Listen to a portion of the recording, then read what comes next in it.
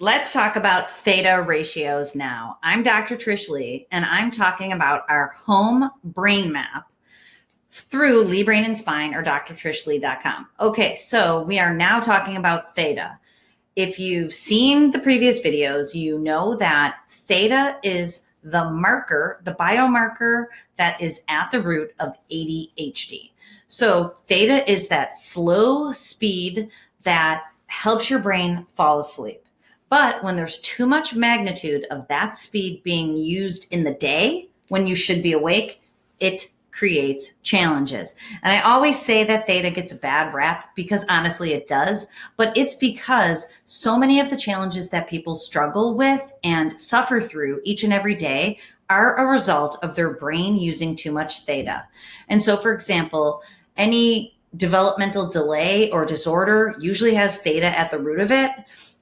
And if you just think about it logically, if your brain is using too much fall asleep mode, it is not processing information in real time. So if that information is language information, you end up with a language delay or disorder. If it's a speech information, it's a speech delay or disorder. If it's sensory information, sensory processing challenges. If it's pain in the brain, you end up with pain because it's being hiccuped in the processing. So theta is at the root of many challenges: dementia and Alzheimer's, Parkinson's disease, anything neurodegenerative too. So we're talking about neurodevelopmental and neurodegenerative. Okay, so let's dig in because there are a few parameters here in the theta ratios. And again, we're looking at my brain map. Thank God it's at the 97th percentile. Thank God for real. What we're looking at here is my brain bulb is here in the green zone. And green zone, if for 10 years I've been talking about the green zone, is where we want our brains to be. This means that this measure is the ratio between frontal left theta and alpha while the eyes remain closed. Normally the ratio is at least 0.4 and may be affected by sleep disturbance or pain. So when our brain bulb is up here in the green zone, it means our brain is not using too much theta relative to alpha.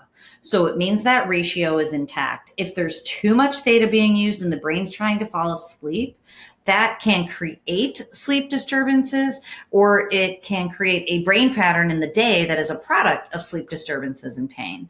It also can be related to ADHD and to dementia and Alzheimer's, to burnout, and there's other reasons that theta would be high. But this is in the front left zone in area F3, the area that is for attention, working memory, executive function, planning, organization. We're going to look at a few other areas. The frontal right area, and we're looking at the same measure, is for impulse control and judgment. So if there's too much theta being used over there, then impulse control and being able to self-regulate behaviors can really struggle, as can being able to make proper judgments in a situation. Okay, so that's area F4.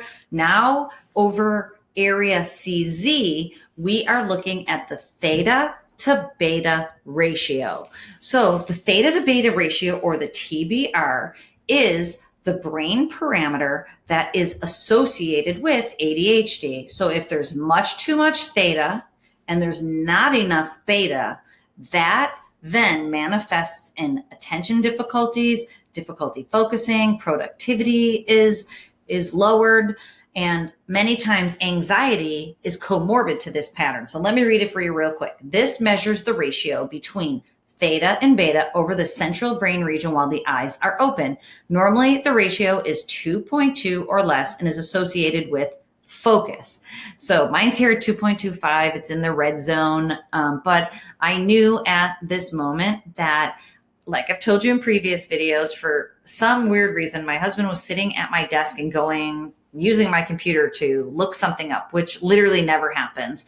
He came in while I was doing my brain map. And so I kept moving forward with my brain map, and it definitely created a little bit of distraction. So that shows up in my brain map.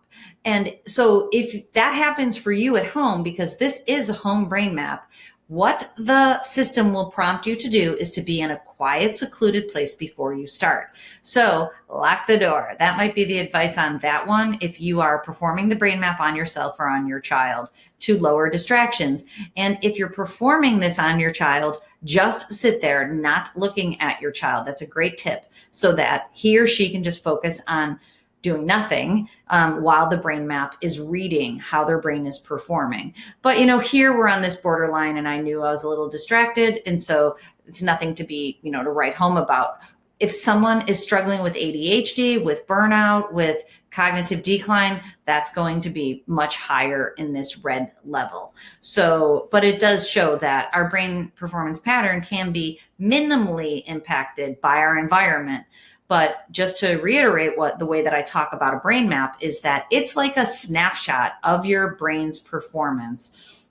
So what it's reading is it's very typical performance pattern for your brain. And that might vary a little. And the way that I talk about it is, if I took a snapshot of you, a picture of you, your physical appearance, that, on any given day, I might get a picture that looks like you all gussied up in a gown and you look a little bit more beautiful than normal. If you're in your jammies and you just woke up, you might look a little worse than normal.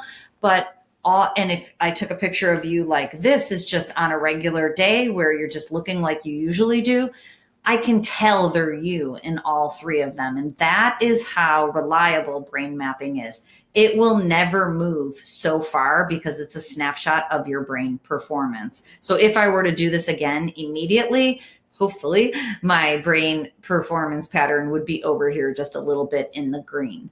Okay, so moving right along.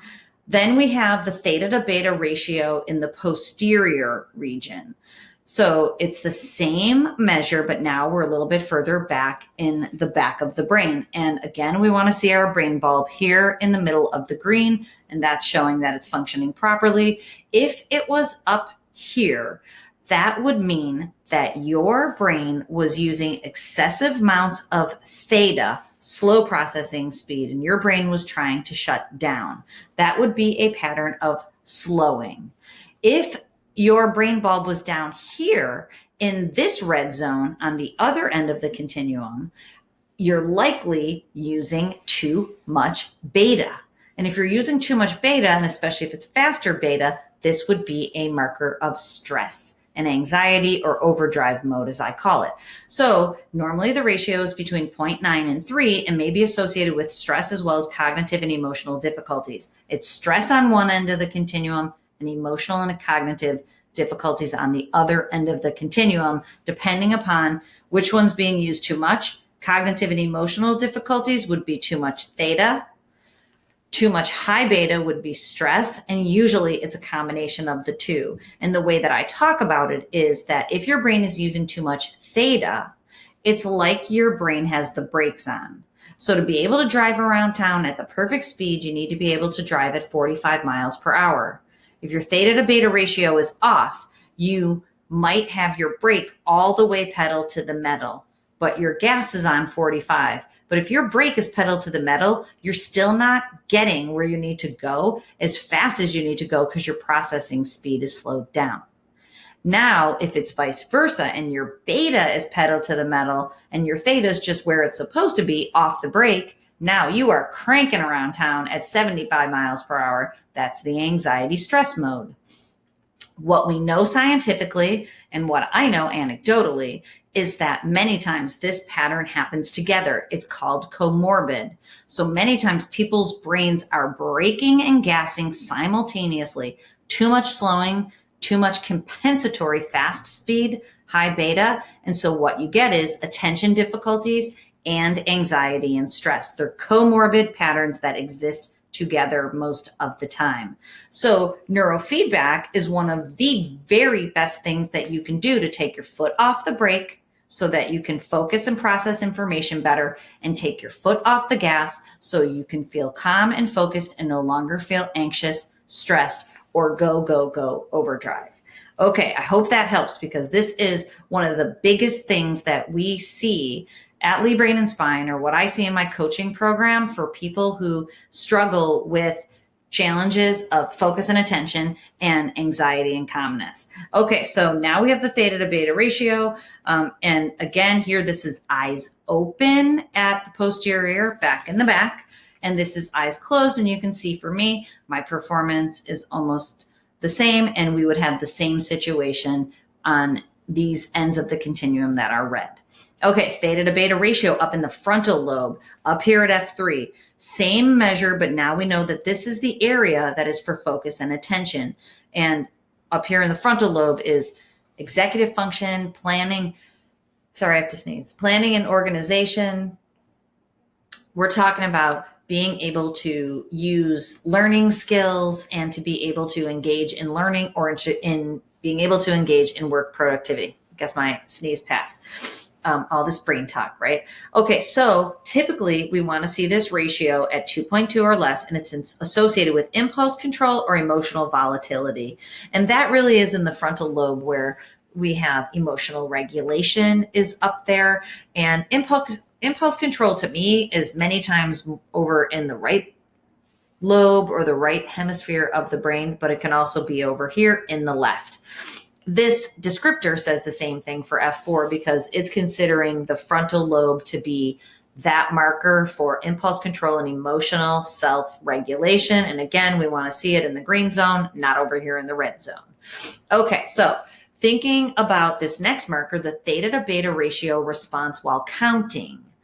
And I'm not going to tell you what this activity is because I don't want you to prepare for it or to try to be able to do it when you do your brain map. But basically, it's looking at your brain's performance pattern with your eyes closed but under task. A measure of the decrease in central theta to beta ratio when switching from a resting state to performing a cognitive task. Normally the ratio decreases or may increase up to 15%. Otherwise, it may be an indication of difficulty with focus.